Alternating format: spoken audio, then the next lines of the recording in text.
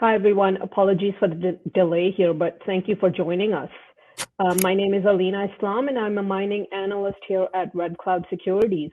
I'm very pleased to introduce Latin Resources to you today, a lithium explorer focused on advancing its flagship Salinas lithium pegmatite project in Brazil.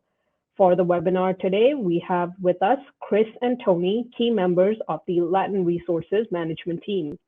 Chris and Tony will provide an introduction to the company, including an overview of activities underway at the Salinas project, where an updated resource estimate was just announced. After the presentation, we'll take your questions live. Please send us your questions via the chat box, and we'll get through as many as we can. Before we get started, I do need to mention the fine print for Latin Resources. There may be some forward-looking statements made on this call.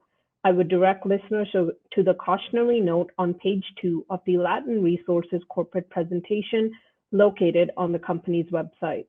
For Red Cloud Securities, I would highlight that this webinar is for information purposes only and should not be considered a solicitation to purchase or sell securities or a recommendation to buy or sell securities. We note that this call does not take into account the particular situation or needs of individual investors. Participants should rely on their own investigations and seek their own professional advice before investment. Please see our most recent research located on our website for Latin Resources specific disclosures. With that, I'll hand it over to you, Chris and Tony. Please take it away. Thank you very much, and thank you for everyone for joining. We have just, I think it was just mentioned that we've just announced a resource update. This presentation is based around that resource update. For those that haven't had a look at Latin Resources before, we've been operating in South America now for 15 years. We started off with some copper projects in Peru, which we still own and are drilling currently. We have a joint venture in Argentina on a lithium hard rock project in Catamarca. But our flagship project, which we're talking about today, is the Salinas lithium project. We're operating in a state of Ministerize. Ministerize is a wonderful state to actually operate in. It's probably the best jurisdiction in Latin America. It's certainly the best jurisdiction in Brazil. 300 operating mines. Brazil's third largest economy. 200 billion of GDP. Great infrastructure through there. Iron ore producers. Vale, BHP, Rio Tinto, Anglo, and of course Sigma, a lithium producer. A little bit on Sigma for you guys that don't know too much about Sigma, just a little bit of a update of where they're at. Wonderful company. They produced 13 million tonnes of JORC, or 43101, back in 2018. That then grew to 52 in 21. It's now at 106. It went from 85 to 106 last year. So just, focus on those numbers, because basically Latin Resources is following that same trend. They're now in production. They've done a fantastic job of building their plant within 18 months. They're now exporting and selling lithium. They sent out a shipment in May of last year. It's a wonderful company, and Latin Resources hopes to emulate that particular company as Sigma. I'm going to hand you across to Tony Greenaway now. Tony is our VP of Operations. He was the GM of Geology, but he's now moved to Toronto, close to you guys. And I'll hand you across and let you know how we're going with our update. Thanks very much, Chris. Yeah, look, it is a big milestone for us. A couple of days ago, we released our JORC resource update. You can see on the slide there, we now have increased over 240%. So our total resource sits at 45.2 million tonnes at 1.34, and that's an astounding milestone for us. Our ore body is still open at depth. We're actually seeing an increase in grade and thickness of our pegmatites as we get deeper, which is a common phenomenon in this part of Brazil with the pegmatites through here. We're also open to the southwest. But what was really surprising for me, and a pleasant surprise, was that we managed to get 67% of that resource, so over 30 million tonnes at 1.4, into the measured and indicated categories. And that's great. What that does, it really underpins the PEA, or the preliminary economic assessment we've got going in those future studies. And that's reflective of, I guess, the database that we gave our resource consultants. We've got 135 holes into this ore body now, over 39,000 meters, and that is all diamond drilling. It's all from surface. It's all fully oriented core. And what that means is our geological model and our understanding of our system is very strong, and that's reflective in that classification that we've seen from SGS. So this is a plan view. You can see the resource there in the coloured blob in the top of the page there. And what I'm trying to show you here is we're not done yet. We are going to continue to grow this resource. As I said, it's very much open along strike and at depth. There's a very sort of sharp edge to the resource at the moment to the southwest. That's not real. It's an aberration of the last data set that I gave to our consultants. I'm already drilling to the south, to the southwest of the project. We've stepped out to the next sort of 100 odd meters to the southwest. Our ore body continues through there and will continue to grow as we continue to drill. We've currently got 8 rigs on site. 2 of them are doing some infill drilling to continue to increase the classification of our ore body. But my main focus for drilling is that southwest extension. So as I said, we're already stepping out by 100 meters and we'll continue to do that systematically and grow the resource that way. But what I'm also doing now is stepping a bit further afield. As I said, we've got a really strong understanding of our ore body now and those controls to mineralisation. So we're able to predict, we think, where the next sort of phase is going to be. So we're being a little bit more bullish now, and I'm stepping out about sort of 700 metres to the southwest. And we're targeting a couple of geophysical anomalies down there. We can see some very clear structures in the detailed magnetic data that we have. And we believe we understand how this system is going to grow. So my pathway for growth, as Chris said, is, and I'm hoping, going to mimic Sigma. So we were at 13 million tonnes. We're now at 45. And I think we've got a very clear pathway through growing that over the next sort of 6 months.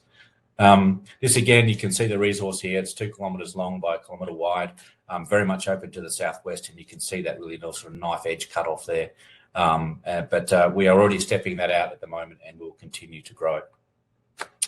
Our ore body is essentially a series of flat-lying pegmatites. You can see them sitting there. This is all open pittable material. It goes down to about 250, 260 metres below surface. And all of this material is captured in a fairly robust or fairly conservative pit shell that we ran. So we're doing those more detailed studies now. We've delayed our PEA to feed this new resource into those equations. So we'll get some detailed numbers around strip ratios and things like that for this project in the next sort of couple of months. But right now, my main focus is to continue to drill and to continue to grow the resource. Even though 45 million tonnes is a fantastic result for us, and we're all very pleased about that, very much we're focused on growing this bigger and better. One of the real standout things for this deposit, and really what I think sets us aside from most of our peers, if not all of them, is the mineralogy here. So we have a very clean pegmatite. It's essentially quartz, feldspar, and spodumene, and that's all. So our only lithium mineral that we have here is spodumene. We have none of these other micas, the petalite, those type of things. So all of our lithium credit is coming from spodumene. And you can see in the photo there, our spodumene is very coarse, so generally 20 to 30 centimetre crystals. And what that means is we get very good liberation of those in very across a range of our crush size. So the key metric for us is to reduce the amount of fine material in our process. That doesn't go through a DMS process, so we want to reduce the amount of times we have to handle this material. So the coarser we can grow, we can go the crush size, the better off for the end product at the end of the day. So we've done a number of met test work runs through HLS, which is the desktop version of our processing. And we're getting some very good results out of that into some very high concentrate grades. We need to now translate that into a more operational property. So I've got about 150 kilos running through the DMS plant at SGS Lakefield up in Canada. And that's really setting the boundaries for what we'll do next, which is a large 2-ton bulk sample running through that same plant. That'll happen in a few months' time. So one of the rigs on site is doing some large diameter core, and we'll look at collecting that representative sample to head up to Canada in the next couple of months. So very exciting times for us, even though we've got a great resource that's just come out. So my pathway forward is to continue to drill throughout the year, as I said, with 8 rigs drilling 24/7 out there. The team on site is doing a fantastic job, and we'll continue to see that resource growth over the next sort of 6 months, whilst also doing all of these other studies in the background. Maybe I'll just hand back over to Chris now to just have a bit of a talk about Minister Rice in a bit more general context. Yeah, thanks, Tony. Great resource. We're really excited about that resource building over the next few months into the end of the year. The other great thing, of course, about Minister Rice is the Minister Rice Mining Agency in the government. We recently signed an MOU with the Minister Rice government. So what's that mean? They've handed us a fast-track priority approval process once we get all environmental studies and development studies basically inputted and lodged. So really, we've got the Minister Rice government behind us. We have the local community behind us in Salinas itself. We have 160 people on site, and 60 of those people are local town folk. And so we educate the market, the local town there. We're building levee walls for the local town to stop the flooding.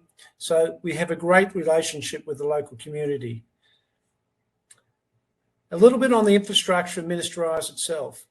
Hydroelectricity power will be supplying the power to our plant, 2 to 3 cents a kilowatt hour. That is very, very cheap power sort of source for us, and it's just amazing having a renewable energy that will be actually running that particular plant.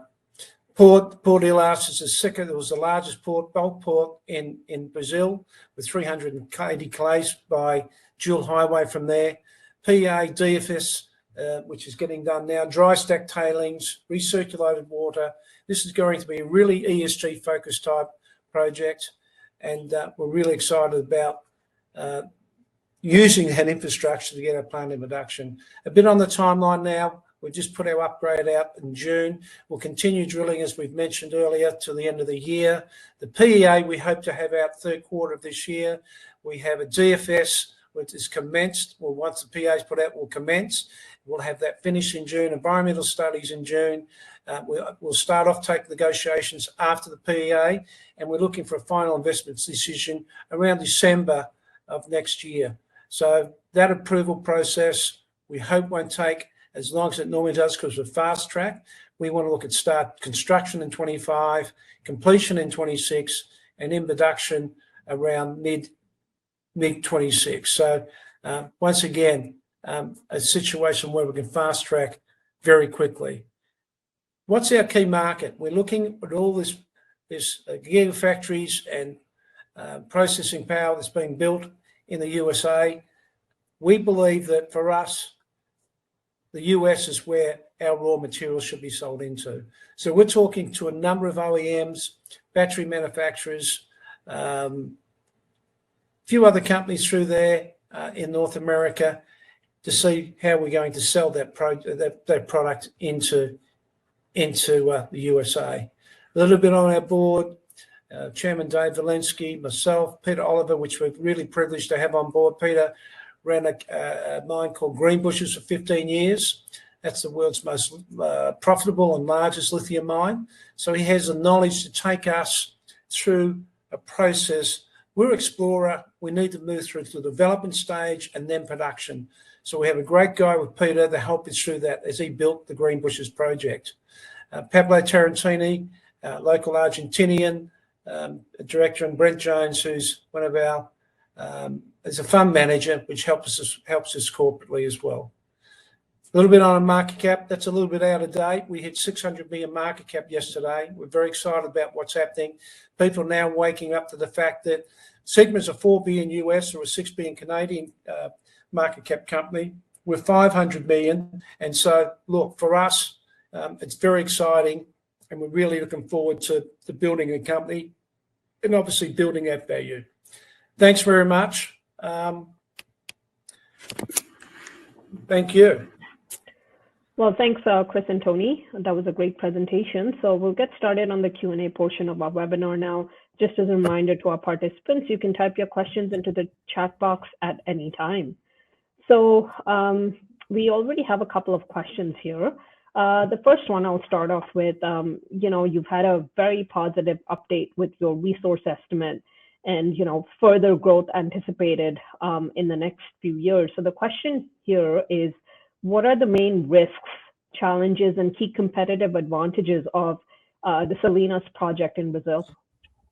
Sure.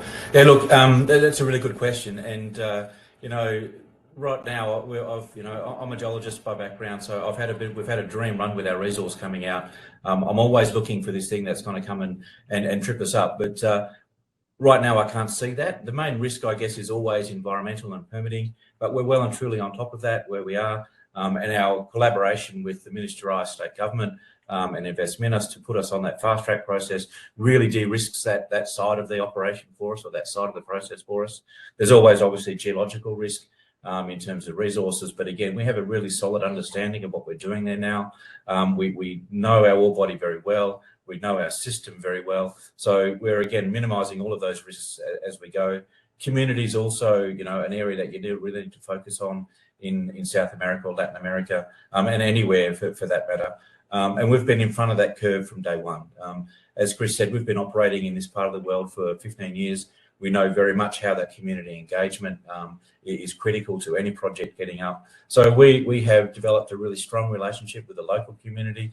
As Chris said, we have 60 people on site from the local town. We're training people, we're upskilling those people so that they can then make that transition and take it along that journey with us as we build this thing and take it into production. So that really is, there's no major hurdles and there's no major risks that I can see at the moment.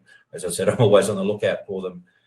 In terms of a competitive advantage, I think just operating in Brazil is certainly a key component of that. We've had some pretty tight timelines that we've committed to. We've delivered on every one of those. And one of the reasons for that is the support that we get in country in Brazil. At the moment, I've got a 2-week turnaround for assays, and that's unheard of. If we speak to our peers in Australia, they'd be crying and weeping at that because it takes months. So having that support within Brazil is really fantastic for us, and I think that gives us a real competitive advantage.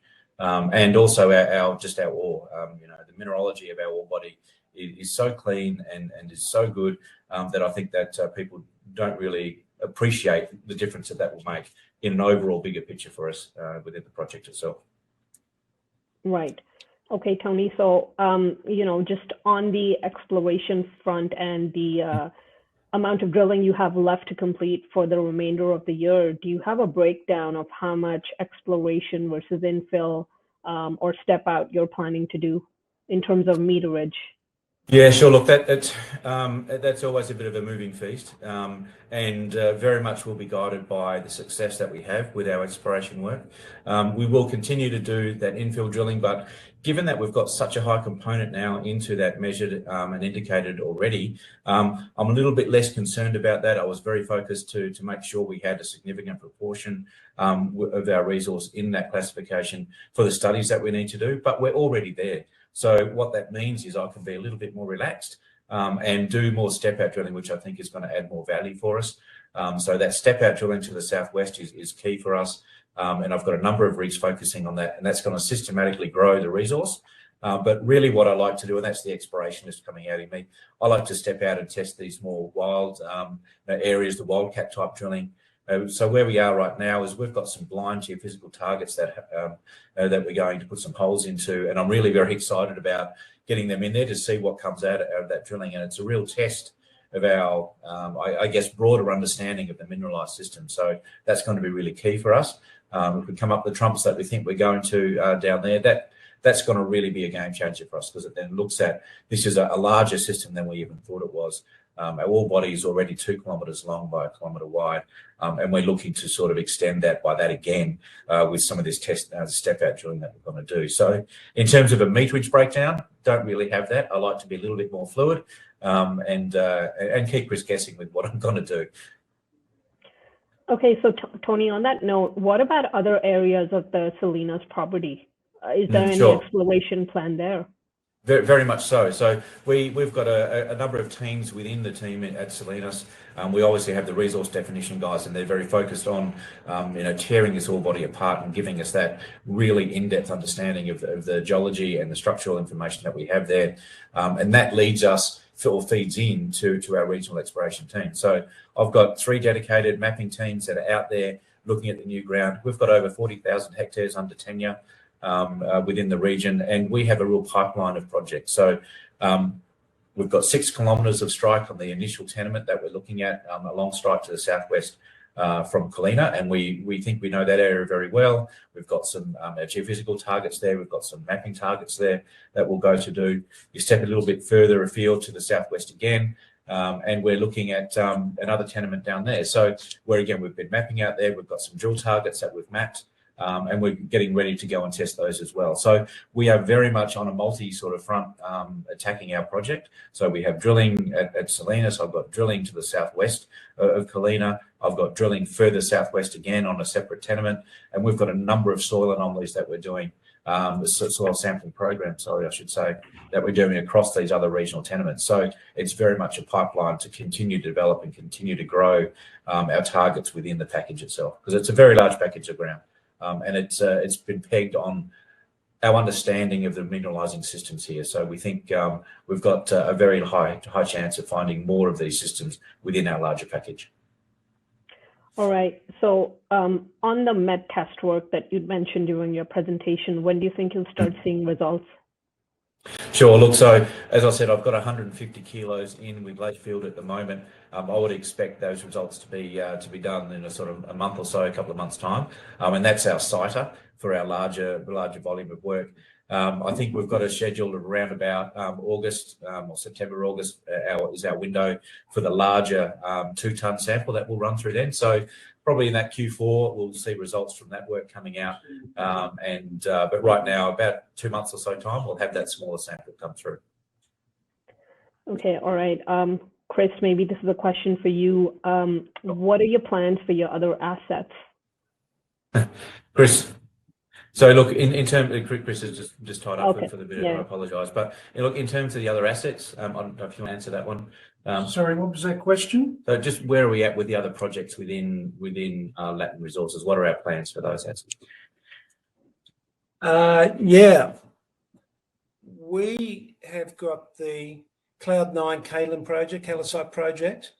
One of the things we're looking at is perhaps spinning that out. And we're talking to a few people about, obviously 600 million market cap now.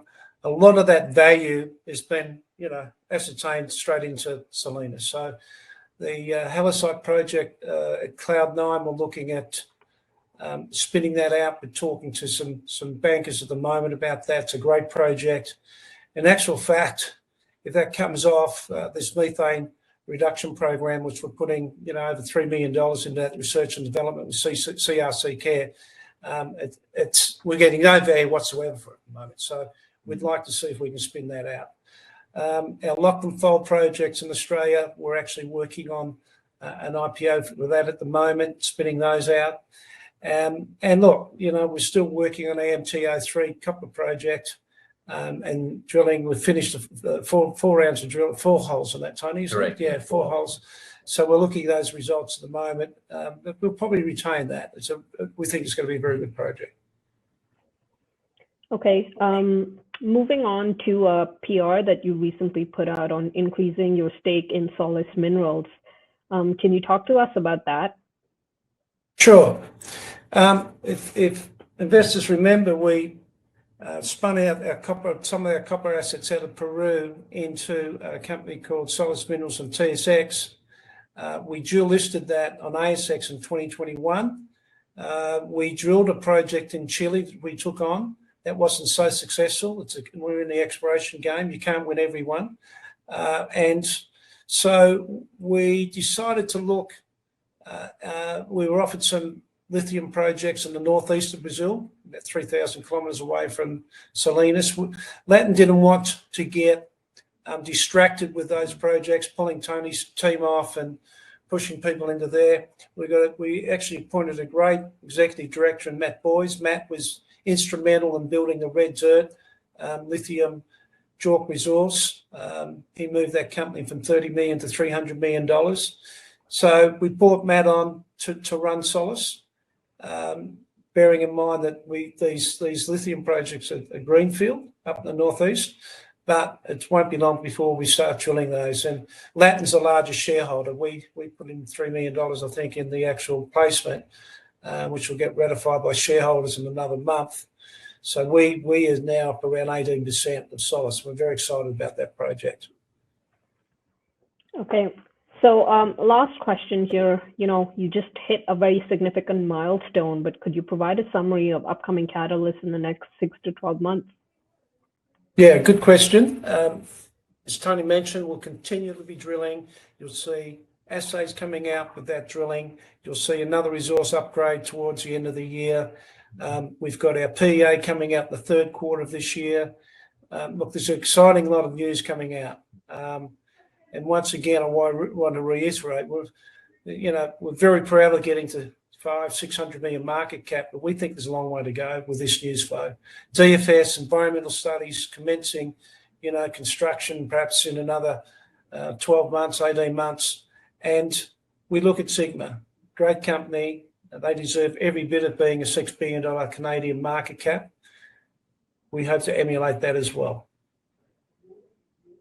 Right. Well, that's it for the Q&A portion of the webinar. Chris and Tony, thank you so much for taking time to host this webinar with us today.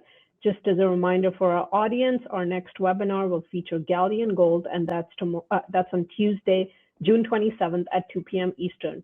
Thanks for tuning in with us, everyone. Have a great day. Thank you. Thanks Bye. very much.